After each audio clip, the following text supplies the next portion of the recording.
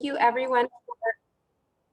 That's so funny. Thanks everyone for attending our What's for Lunch program. This is a monthly program that the Chamber puts together to just kind of offer different skills or training opportunities for some of our employees and employers in the area. So today we have John Morosco with the Small Business Development Center, and he's going to be talking about different HR practices that you can apply to your businesses when you're looking for job seekers or potential candidates for your business. So without further ado, I'm going to pass it over to John. Well, thank you very much. It's a pleasure to be here, and especially with our group here in Wenatchee and surrounding areas. And during this time, if you have questions, please put them in the chat, and we will try and answer them as I go along. And I think you're going to let me know if there are questions that come through. So, and we can do at the end, we should have time for some question and answer and help you move that along. So again, welcome. And we're looking at hiring quality employees. And right now it's really tough because of there's debate back and forth about the unemployment and the people not back to work and so many different issues. We've come through, and congratulations to all of us for coming through with everything going on with COVID. I used to say, well, I've seen everything. Well, I don't ever say that anymore because I just keep getting more surprises. So today what I'm going to be looking at is a little bit different view and hopefully shake up your way to look for employees, because right now it's so difficult, and we have a whole different group coming out of and wanting to understand and find a job that they really want to enjoy. So there are different ways to think about that, and I'm going to go through some of those today, but I'm going to do an introduction in a few minutes, and then the agenda is how COVID-19 has changed the hiring practices for small businesses. We'll talk a little bit about outsource. Do you outsource getting the people? What are the pros and cons to that? And then we're going to look at reviewing some of the best practices and recommendations to find qualified applicants. And just to let you know, I've did many hours of research because I have a lot of knowledge because of just, as I was kidding earlier, I have gray hair. So I've been in business for a long time and with everything that I'm doing. However, there are certain new practices that are out there that just kind of introduce them to you so you can really take your repertoire and decide what's best for you.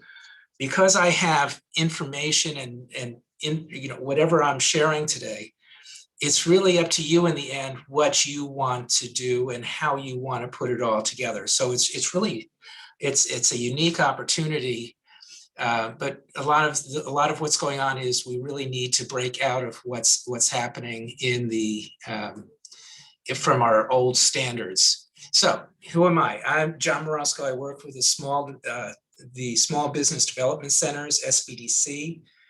I have my email address and phone number there. For myself, I've owned 3 small businesses. Currently, I'm an online college professor at the University of the Virgin Islands and South Puget Sound Community College in Olympia. I have 40, notice I'm good, I put 40 plus years. I just realized this year I've been working for 50 straight years. And so 40 plus years of upper management for various hospitality and nursing home organizations. During that time, I've managed anything from 20-room hotels to 2,200 room hotels. I'm a licensed nursing home administrator. I backed out of that, but for Massachusetts, Colorado, and New York. So, and responsible for my staffing. And what qualifies me to talk about this today? Well, not only do I teach, the basics behind what to do and how to do this with hiring, but I've had to manage any staff between 10 and having several hundred employees. So, and I have a little note here at the bottom, the Wenatchee SBDC is free and confidential service for businesses, and we're hosted by the Chelan Douglas Regional Port Authority, the SBA, and WSU. I have 5 bosses, and I'm just too old to care who I answer to. But so please reach out to Ron Nielsen. Ron Nielsen and I are both in Wenatchee. We don't charge for the service. And if you have issues on financials or just question, we have a wealth of knowledge here in town, and it doesn't cost you anything. So challenges and benefits coming out of COVID-19. COVID has created new human resources and legal challenges for employers. And people are finding ways that what we need to do is to keep good employees. And then companies are open to having remote workers, can significantly look and get a larger pool to choose from. So some of the things that we look at, the challenges and everything, that don't be afraid to look outside. And with this remote society, you might expand your pool from different areas and get them to come in. And this is a quote from Martin, who wrote this in 2019, but it really does apply now. With the employers competing hard for the same pool of and available talent, small businesses are scrambling to implement more efficient recruiting techniques to fill the empty posts. And there's room for improvement. This is the key. There's room for improvement in recruiting and attracting the right people while luring, I like this also, while luring them away from the competitors.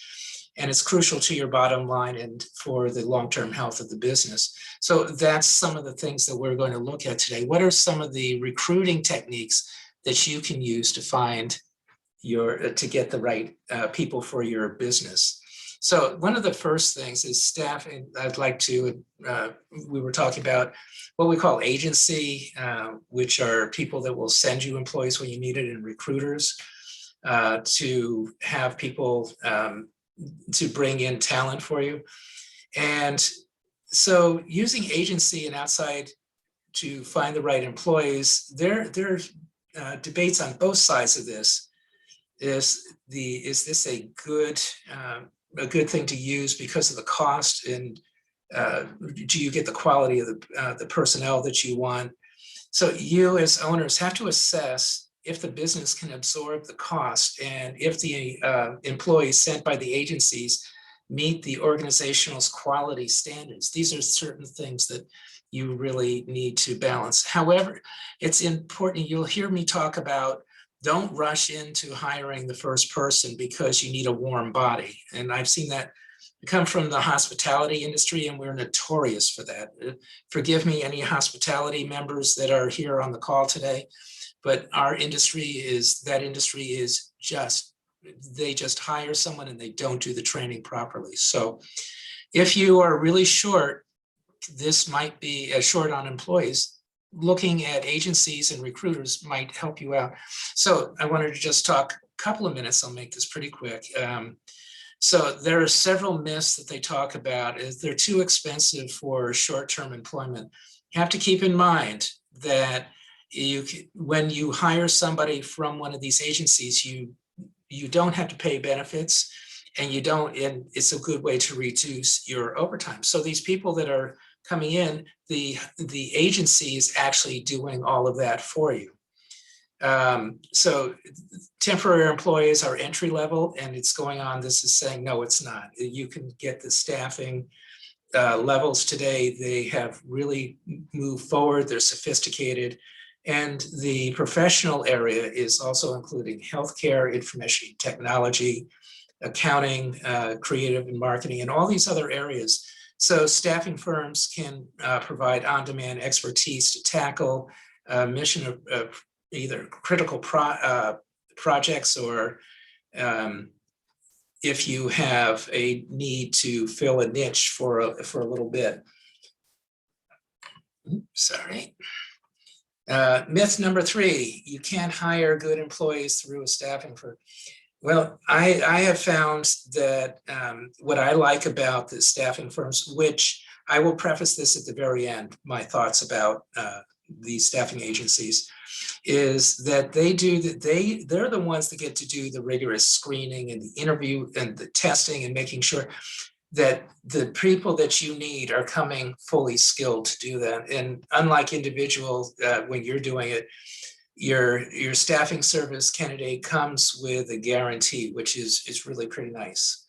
And then staffing agencies only provide temps. That's a myth, because you can do attempt to hire, direct hires, contract staff, payroll services. There's so much out there that you can use and you can take advantage of. And temps are only good for fill-ins. And again, going into, say, beyond vacations and illness, some employers regularly use temporary and contract employees to provide extra support during busy times if you're seasonal. Staff special short-term projects in all different areas. So what I really assess and look at, and I encourage everybody to look at, is an owner must assess the following to determine if this might be an excellent strategic move. And first, it can be costly. You have to examine your in-house costs for salaries, taxes. So when you're looking at the cost of this, you want a holistic view. You want to just not say, here's what the salary is, but what is your cost involved? What are your benefits and taxes that you have to pay if you're going to bring in someone from the outside? So the owner should prepare a clear and detailed job description for agencies to find the candidates that best match your organization's environment. This is so important. I've seen people just call up agency work or recruiters, and they don't have a clear standard and a clear idea of what they want, and they're not telling the agency, this is what I want, because then it's up to the agency or the group to really break it apart and get you the right person. And most important, before signing any contracts, do a quick cash flow projection that can really reveal, can I afford this or can I, not? It's important. You have to have employees coming from the healthcare area, CNAs, nurses. By law, I had to have a certain number of people on staff and in the building, depending on the number of residents that I had in the building at that moment. So it can be expensive. But in this day and age, when we're looking and really having a hard time finding employees, this might be something for you to look at.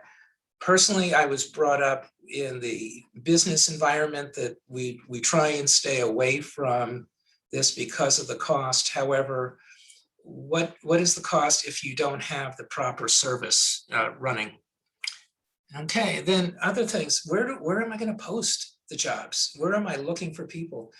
And finding the right job board to list on is really important. There's Indeed, Craigslist, LinkedIn, Monster, ZipRecruiter, Google for Jobs. So be sure to check and see if I'm going to list something there on one of these areas.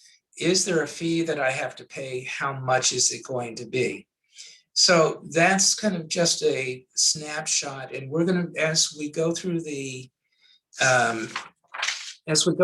today, the suggestions are geared to all of you to look at alternative process, which we were talking about. And again, as managers and owners, you can choose the best practice that you want for your organization, and that's for this entire presentation. So.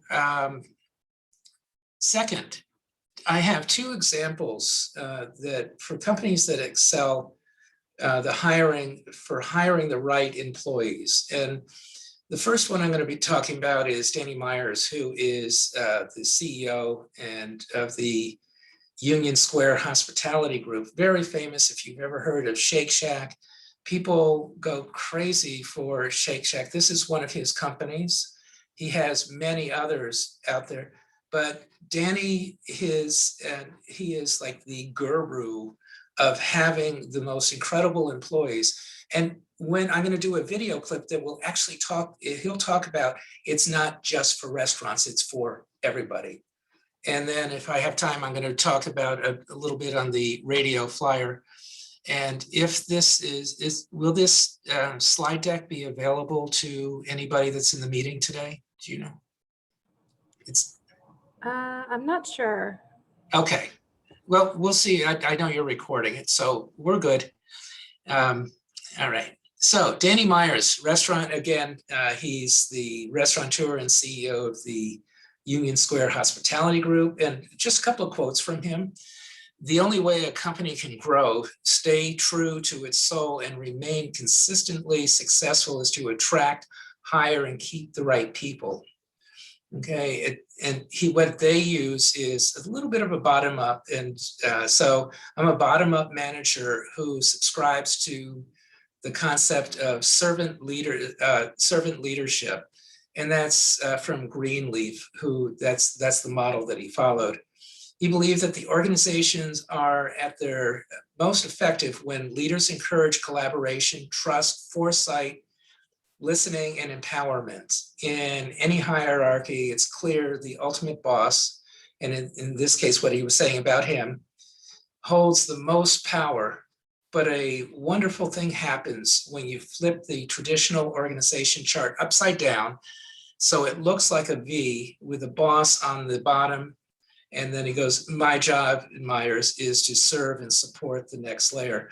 And I've had, I come from a, top-down management style. So when I looked at, can I apply this bottom up, I was hesitant, but I was very successful. I had a cleaning company, and I had employees that were there for the entire time.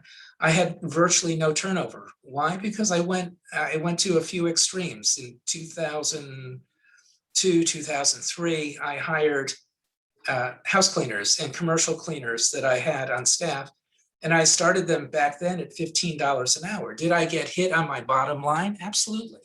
But that is, it's really, I knew because of the time frame that I had to compete better than anybody else. That's how I did it. There are many other ways to do it. So Myers has this incredible thing, and he's going to talk about it in a few minutes. So, but it's the 49-51% rule that they use for all of their operations. And he is one of the best known restaurateurs and business people in the United States. So, the employees just love working for him. So to me, he calls a 51%er has 5 core emotional skills. His philosophy is you hire 49% skill, 51% your hospitality quadrant or your emotional skills. And he'll talk about this in just a couple of minutes, but what he's looking for is the employee optimistic? Do they have warmth? What is their intelligence? And it's, as he puts, it's you want to look for somebody that is curious about what's going on. Work ethic, and so he goes through this, and he'll do this in the next segment. But I just wanted you to, if you do research, the 49-51% rule is just an amazing concept. And I have a 5-minute clip that I'm going to show you from Danny Myers. And with that, what I really encourage you to do is especially listen to the very beginning of this YouTube video.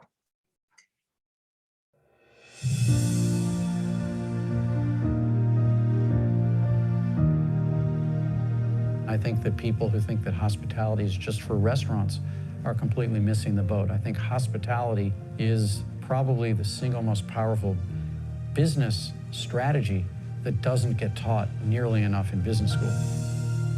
What we've learned in our business is to understand that service and hospitality are completely different topics. Hospitality is a dialogue. If you feel like I'm on your side, hospitality is present. If you think I did something for you, hospitality is present. If you think I'm customizing an experience for you, hospitality is present. We believe that the way you make people feel is what they remember more than anything. If you're going to provide the most powerful, sustainably lasting hospitality experience, believe it or not, we've learned you have to put your customers. Sorry, Did that it stalled on us? I apologize. Second. And that's not something I was ever taught growing up. I was always taught the customer's always first, the customer's always right. What we've learned is the best way to make the most customers happy is to make sure that the people who come to work in your organization are having a great experience coming to work. I think customers are expert at reading, is your staff focused on their work and are they having fun with each other? And if those two things are present, I can almost guarantee you a great customer experience. What we've been able to do in terms of hiring employees is to hire people 49% for their technical skills. You can be the best cook in the world or the best sommelier in the world, and we don't want you on this team unless you have the 51% emotional skills that lead to somebody who's got what we call a high hospitality quotient, a high HQ. And the 51% skills generally add up to somebody whose greatest pleasure in the world, having nothing to do with how good they are at their job, but whose natural wiring says it matters to me to make people feel better. And we've been able to identify what those 6 emotional skills are that are always present in somebody who's a 51%er. Kindness, optimism, work ethic, curious intelligence, empathy, self-awareness, and integrity. We have an expression around here which is always be collecting dots so you can always be connecting dots. There's absolutely no excuse not to know who you're talking to and not to know what's important to that person. And in order to do that, I've got to be collecting dots. We have search engines, we have databases, we have all kinds of opportunities to know who's here, who are they dining with, when did they last eat here, what did they order, what were we talking about, and we keep notes on all of that stuff. And then we put those connections to use for people that make them feel that this is a customized experience just for them. Gramercy Tavern is 21 years old and remains New York's #1 favorite restaurant in the Zagat survey. And we're really proud of that. I think that when someone says that you are their favorite version of anything, they're paying you the absolute highest compliment they can pay you. No one said Gramercy Tavern is the best restaurant. No one said Lexus is the best car. We'd like to think we are, and you'd like to think you are. But if somebody says, this is my favorite, that's inarguable. Nobody can say, no, it's not your favorite. And if I say Lexus is my favorite car, it wouldn't be my favorite if it also didn't provide an emotional connection that made me feel awesome. We have competitors out there who actually have higher food scores than we have. And we have a higher favorite rating. We have competitors who have even a higher service score. You know, their waiters wear tuxedos and they do a beautiful job of saucing the fish next to your table, etc. And we have a higher favorite score. So this is not an excuse not to constantly work on our performance. But I think the sum of our performance plus the hospitality experience leads people to say, there's just nowhere I'd rather do business. We're in a day and age with the internet where every good new idea we have, if it's truly a good idea, gets copied. And the shelf life of innovation is, you know, it's probably about 5 seconds today. Nobody can take out their smartphone and take a picture of an act of hospitality. They can't take a picture of how you made my heart feel. And so, yes, we're gonna keep innovating. Yes, we're gonna keep performing at our maximum capacity, but we're gonna go to town on the stuff that you cannot copy from us. I tell our team here all the time, you think you're in the restaurant business? Forget about it. This is just a box, it's a hospitality box. That's the advice I would give any business, is put it out of your mind that you're selling a car. You're selling happiness, and you're selling emotional comfort. And if you can understand who I am and what my sign says when I walk in, where else am I gonna go?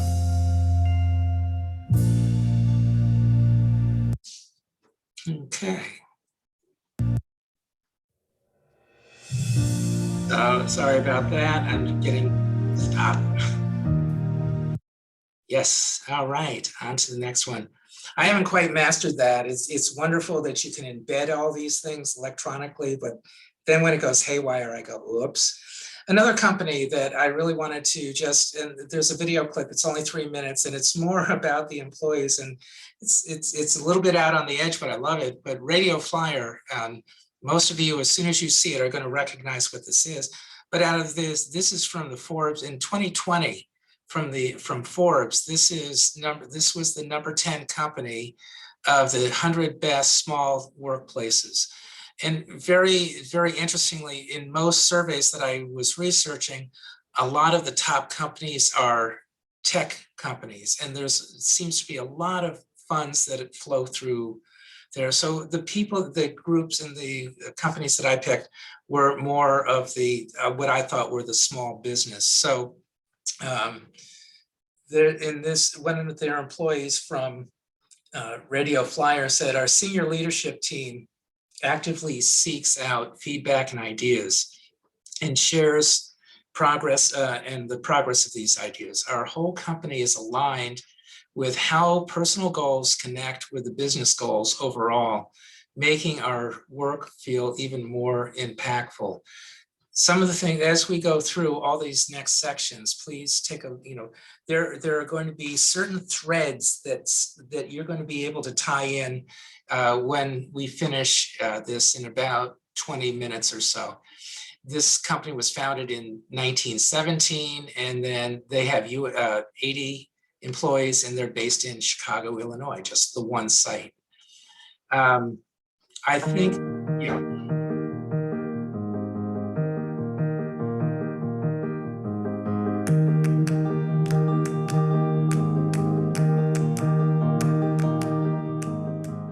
When we tell others that we work at Radio Flyer, they immediately launch into stories of their own childhood, warm memories of playing outside, using their imagination, having fun. And it's these memories that connect so deeply with every flyer here at our company, and it's what makes us so passionate about what we do, which is to bring smiles and create warm memories that last a lifetime. It's the story of a boy who went out to his backyard and got lost at sea in his pirate ship wagon.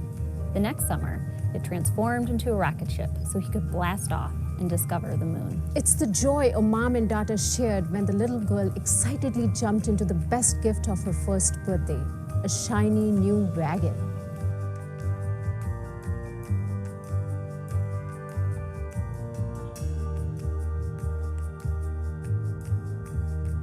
Radio Flyer trusts me to provide phenomenal customer experiences to others so that they can in turn create their own warm memories. One of my own favorite memories is my Radio Flyer wedding shower, where I received my own custom wagon that made an appearance at my ceremony.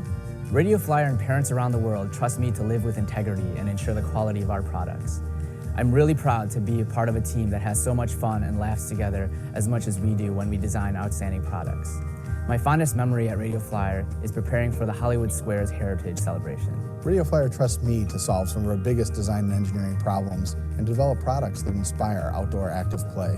I'm proud to be leading a team that says, yes, I can every time. Whether it's preparing for a tooling deadline, customer meeting, or staying late to put the finishing touches on outrageous Halloween costumes, that's commitment. Radio Flyer trusts me to deliver excellence in everything, and I'm so proud to be a part of its 96-year tradition of excellence and creating warm memories. A couple of my favorite memories here at Radio Flyer have been where I dressed up like Cher and sang "I've Got You, Babe" in front of all of my fellow Flyers. Radio Flyer trusts me and all Flyers to be responsible for sustainability, to take care of ourselves, each other, our community, and the earth. One of my favorite memories was building a playground with all of my coworkers for a school in Chicago. In less than 8 hours, we transformed an alley into a playground filled with smiling, swinging, and sliding.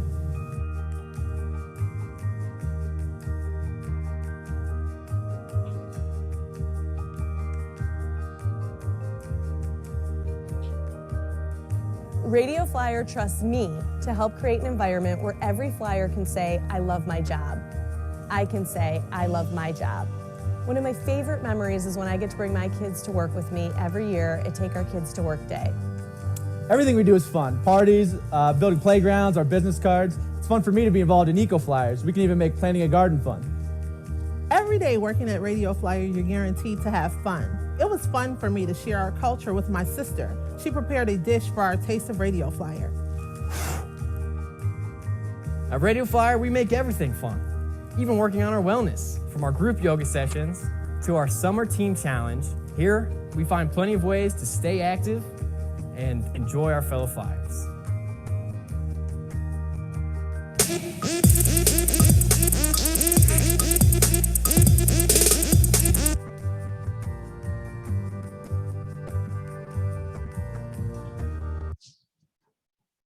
All right. So again, just ideas, just a couple of different companies. Again, this company is, when I first saw the video, I'm going, I don't know if I would dress up like that. However, the staff there from all the research I did is very happy. And they're rated number 10 in it's the Forbes top 100 small businesses in the United States. So number 10, they've got to be doing something right. So, so this next section, now we're going to get into some discussions and steps that you might want to consider to streamline the process to hire and retain good people. So there are basically three different areas that I'm going to, three different groups of information that I'm going to give you. And believe it or not, we will still have time for questions and answers. Are there any questions now that I should address? Anybody have anything? Nothing yet? Okay. Perfect. So, okay, three principles that can help you hire the right the right person. Again, this is all based on different research that I have done. And I just would like to let you know, I have certain ways I think people should be hired, what they should do. However, for this presentation, I have taken that bias pretty well out of it, just to give you information that might help you to understand what's going on and what your options could be. And I see my colleague, Ron Nielsen, is here. Hello, sir, and welcome to the group. So three principles that can help you. First, be creative. Every candidate will have a prepared, they will be prepared for the commonplace interview questions. Find new ways to truly understand how a person thinks. This is really important. You need to be assessing them as well as they're assessing you. So move outside the norm in the traditional interview questions. With our traditional interview questions and the way it's set up in most cases, every time I'm interviewing someone, they seem very stressful. So reverse the screening process. And that could be the goal. The goal is to see how the candidate functions at their best and it also reduces their stress. The second part of that is create interview questions that unlock the true potential of candidates. The manager, you really should look at how do I create unique questions for each position. One that I use all the time when I did the interviewing, it sounds funny, but I would ask the candidate, what's the funniest thing that ever happened to you? And you should see the shock on their face. And it's fun to see how they're going to react to that. So, that's an example of what they're talking about there. Be challenging, put the candidate in situations where they're more likely to show their true selves, and then allow your employees to help. A lot of times people the upper management or management does the interviewing, but it can really help when you go outside and work with others in your area and get the team looking and discussing and figuring out which is the best employee. It also can put a person at ease during an interview process. So those are the three of the principles to hire that you can use to hire the right person. Then we have another study, which I really enjoyed, from Fallon wrote this, and this is from the National Chamber of Commerce. This is an article from, and the information is from that organization. So 5 tips for hiring the right employee. First one is to be, number one, craft a candidate-focused job description. Now, see, these are the threads I was talking about. You start to see overlapping suggestions in all of these. And we had talked about changing up the job description. So to recruit the best talent, you need to craft a great job description. And it's just like marketing. You need to fully understand the type of person that you want to attract, then write the job description designed to appeal directly to that individual. That's such a shakeup on what people do. Oh, I have a job description, and that job description can be 20 years old. But your company's evolving, and the positions can evolve. So if you look at how you can create that job description in a non-traditional way, it can really help to determine and get the right person for that job. And they went on, according to the Wall Street Journal, responsibility and required focused job descriptions can alienate candidates and prevent them from applying. So crafting a job description that focuses on the company can do, it really can help to get a higher response rate. So that's one of their suggestions. The next one is get creative with your recruitment marketing process. Once you've crafted your job description, don't just post the job on a job board, sites like Indeed or Glassdoor. Job seekers today are really looking at and turning to social media platforms.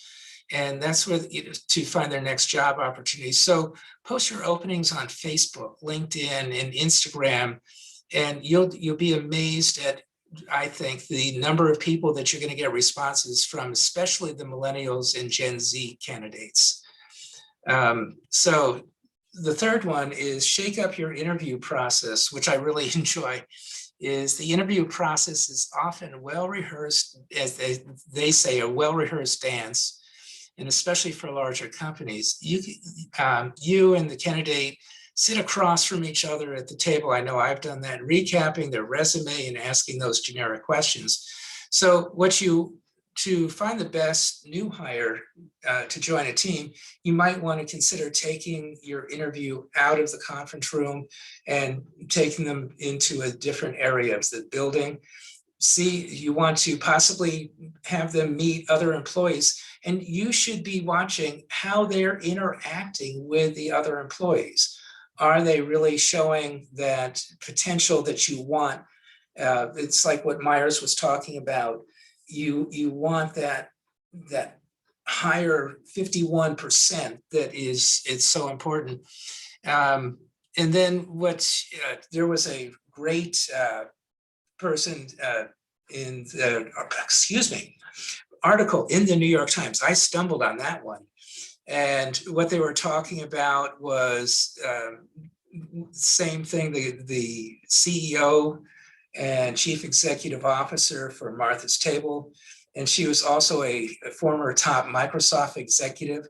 She does the same thing. She walks people through in the office and introduces them to about a half dozen people, and to see how they interact. Do they handshake? Do they respond well to the people on the floor? This way, it gives her an idea who this person is. It also breaks down that barrier that people are so uptight during an interview. I don't know about you, but I remember anytime I interview, even when I came to the state of Washington, I had to go through an interview process, two of them. One was through, it was online because I was stuck on the on St. Croix after Hurricane Maria. And the next one was in person. I was all nervous as to get out, how you can make them feel less stressed is really good. And then look for the candidates with the right personality for the job and your business. Again, going back to what Myers was saying with that 51%, when reviewing a candidate's resume, it's common that they use specific skill sets and education as benchmarks for finding the right candidate. However, it's important to remember that the hard skills can be acquired, but the right personality and people skills can't. So again, a whole nother group. This is coming from Fallon and with his article that they're writing, same thing. And again, there's one of those threads. It's that personality that, again, anybody can be taught how to do anything in most cases, except for me. My mechanic said he paid me never to fix my own car again. So I depend on people like that.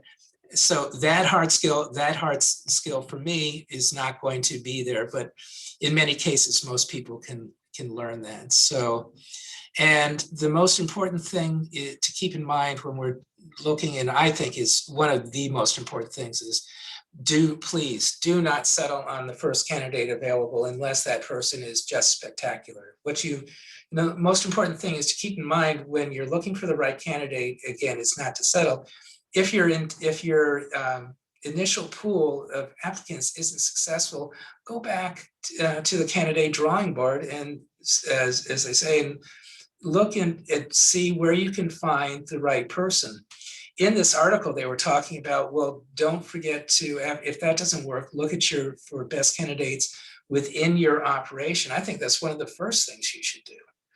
Who do you have on your staff that could be really good to take and get into that position within your organization? Okay. And then, let's see. This one is very, very interesting. This particular article by Martin, it echoed the same theme as the experts in what they're looking for in the best recruiting strategies. And a lot of these hit during COVID and when COVID hit. So I looked at them and thought that they were really very good. So one of the things you want to do is good hires take time. You can't be in a rush, and it's dangerous to be in a rush. What you want, in my opinion, I use that word dangerous, when you don't take your time and really find the right person. One of the authors of this, they're talking about turnover is costly, and even if you're adding a new position to your company and not dealing with high turnover, hiring will cost you, not only in dollars and cents, but at the impact on the company's morale and efficiency. So invest the time in hiring strategies.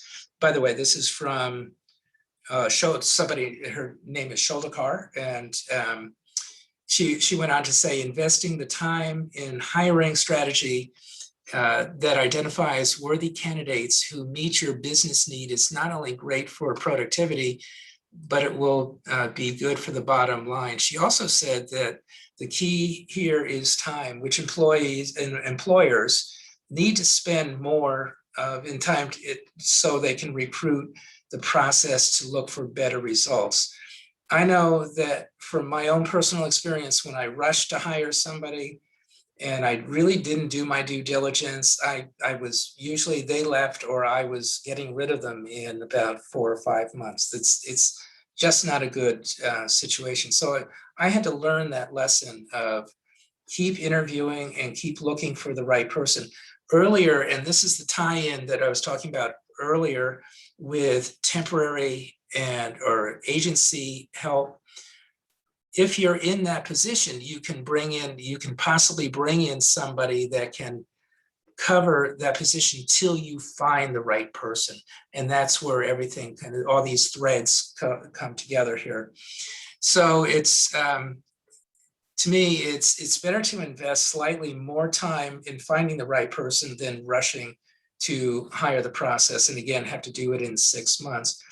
In Martin's article, there was a person, Jason Patel, who's founder of Transient, and he was seconding the statement. He said, and he went on to say, a small business owner margin of error is very small. Planning for and recruiting the right talent is critical because these hires will become major players in your business roles, operations, and capacity for profitability.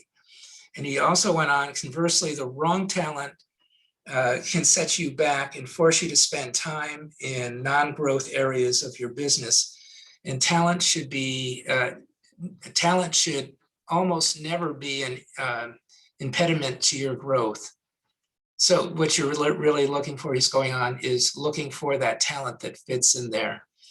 Another contributor was Englund, and he went on to say most small business owners have never developed the skill to compete in the online job market. They understand that they have to do marketing for their customers, but a lot of times companies, and this is something you should look at, miss out for marketing to prospective employees. The internet levels the playing field, but many small businesses haven't properly embraced the tools for that technology. So then under innovative approaches for human resources, and I'm just checking, how are we doing? Getting pretty close, okay.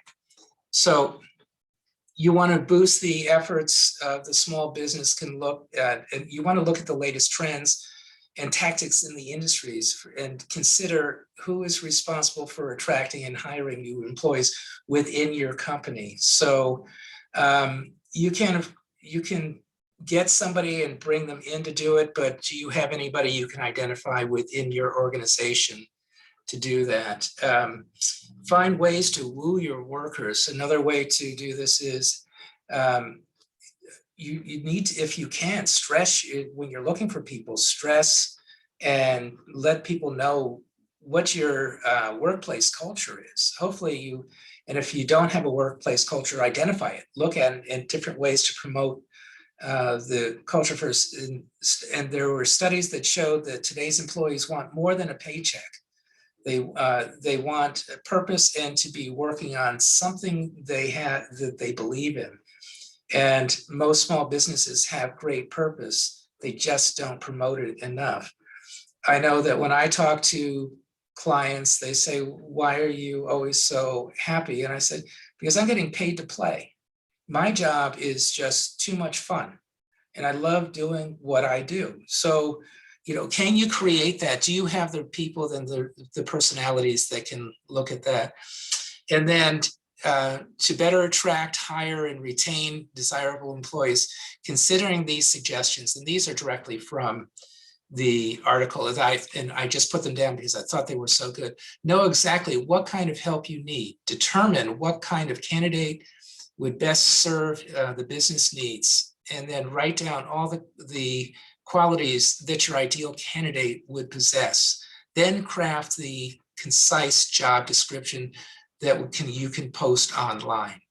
So again, that's a break from what people know. The next one was from Schlagdecker, and her comment was, encourage referrals from current staff, incentivize employees to refer their friends and connections.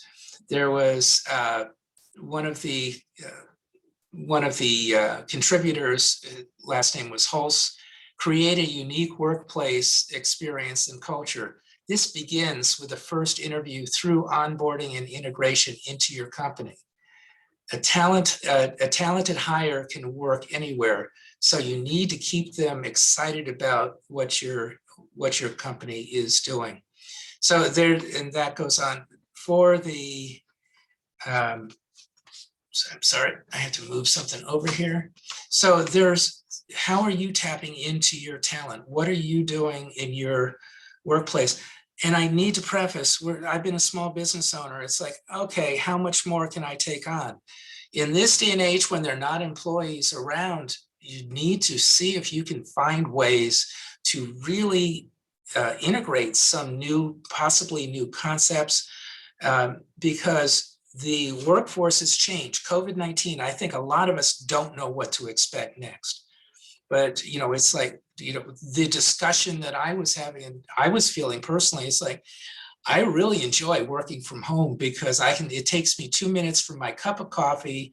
And when I'm interviewing, when I'm doing something like this, today I'm in the office, but I'm home wearing shorts and really comfortable. So what are the employees? How are they changing today? And Ron, did you want to jump in? No? Okay. So are the HR suggestions easy? And what I was just saying, no. In most cases, small business owners where you wear many hats. I did. Most likely you're the hiring manager and the HR manager, most likely very involved in the day-to-day operations, and most likely work many hours. So in my opinion, the business owner who want to have the best advantage to hire and retain the best employees may need to consider changes in their views and policies related to HR practices. Really tough thing to do, especially when we're so busy. Then the threads that came out through the research and the discussion today, and again, we only had 40 minutes. I could have gone for hours, but take your time to hire the right person the first time. The second thread that kept coming through is don't settle. Keep searching for the right person. The third thread that kept coming out is job descriptions. Create unique job descriptions that are tailored for the position that you want to fill. And you want to create and be creative job postings. So you want to, when you put something up, what's going to attract the person to you? So hire the right team is the art and is very time consuming. However, not taking these steps to find the best people in the team may cost your bottom line many times over. So if you hire the wrong person, it can cost you. So with that, I would love to open it up for questions and see what people would like. By the way, this is a map of the Washington Small Business Development Centers. We are located all over the state of Washington, and we have a great team that can help you. And as I said earlier, if you want to know more, and you want to do a deeper dive into hiring practices, please call. And again, we don't charge for what we do, and happy to work with you on setting things up. So, okay, questions, thoughts?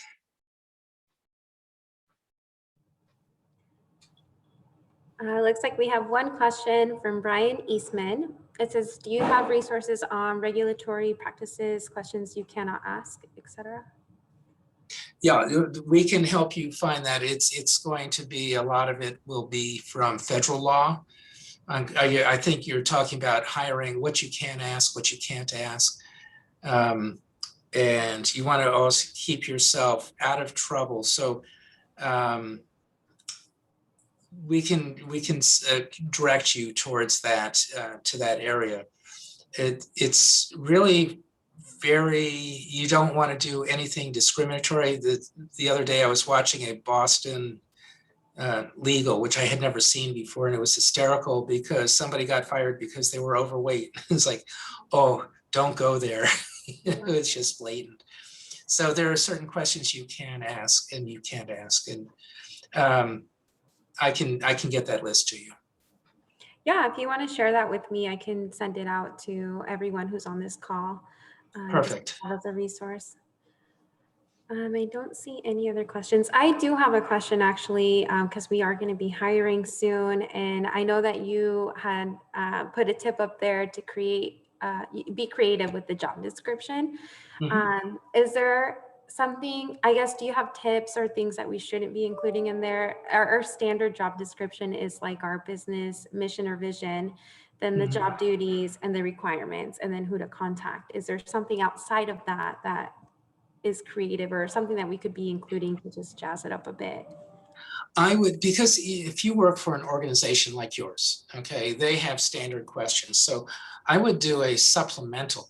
I would possibly ask for a supplemental sheet, something for them to answer, something that would be fun. You want to really create and look, and you're looking for their personality. Okay. So because yours, and if I were the owner, when I had my small company, it was just me. So I could redo my job descriptions at a whim if I wanted to. However, when I work for Hilton Hotels and when I work for some of the large corporations that I've worked for, I really can't change that job description. So, but I could do, as I said, supplements. We did some interviews with the SBDC recently and had some supplemental questions that were just so much fun to see how they how the candidates reacted to it. Awesome. Thank you, John. So any other questions? John, if you're okay, can I add just a few more components to the discussion? Absolutely. And since, by the way, everybody, since Ron is my boss, you really think I'm going to say no? So, by the way, we have a good time. So yeah, it's good. If you know John, he says no quite well, by the way. So a couple things, and maybe you already touched on this. I came in late, and if you did, I apologize, John. But company culture is such an important thing now, and it's really a highlighted item as you work your way through an interview process. And I want to take us, just in the interest of time, directly to something that Simon Sinek had indicated over a decade ago, and that's the why. You want to hire people who believe what you believe. Now that's a starting point. So as you craft your questions, you can craft questions around that to find out, what people think and how they respond, and certainly do this legally without getting in danger of asking questions you really shouldn't. One of the ways to do that is to invoke a process of creative role playing, where you can give them written information ahead of time and ask them to respond to certain situations like we do in the SBDC. We give them a financial issue and have them work their way through the financial documents to figure out what the answer is. But in creative role playing, you can put them on the spot and ask them, if someone came into the chamber office and was quite angry and upset, how would you handle that? You can give them very specific role playing scenarios like that, and see what how they respond, watch their body language. Some people are really very good at that. Other people might freeze because they just don't know. But you'll have the opportunity to view that. If you hire somebody based upon a job description, I would encourage you to look at developing what's called a position agreement. This is something that's talked a lot about in, there's a number of organizations that use it. I'm not going to cite names at the moment here, but at any rate, the position agreement is a process of defining what the person's going to do, how they're going to be evaluated, when they're going to be evaluated, and have them sign off on this. So it helps the employee understand what they're going to be evaluated against, and then they will internally be evaluating their process as they're going through their first 30 days or first 90 days. And when you interview them to see how things are going, oftentimes they will reflect back to you some of the problems that they're seeing, that they're experiencing in getting hired. So that's a very useful tactic as well. And lastly, once we get them hired, we've gone through a lot of effort to get them. So we want to retain these individuals. So understanding our role as owners and managers, how we come alongside and support employees from that point forward in developing a written 30-day, 90-day, and 1-year plan that the employee understands of our expectations of them. And then we elicit their feedback by asking open-ended questions along the way from a non-threatening standpoint. We want them to succeed. Our role is to come alongside them and support them in this process. So I would recommend taking a look at that. And I think we're just about out of time. I don't want to go beyond the 1 o'clock time frame. So by the way, the E-Myth talks about the position agreements. You can Google it online. There's lots of information. There's some documents you could take a look at about the position agreements. This has been an extremely successful way of coming alongside and better informing the employee of our expectations, that's what it's all about, is them knowing our expectations and feeling comfortable and empowered to ask questions about that so that we're all on the same page.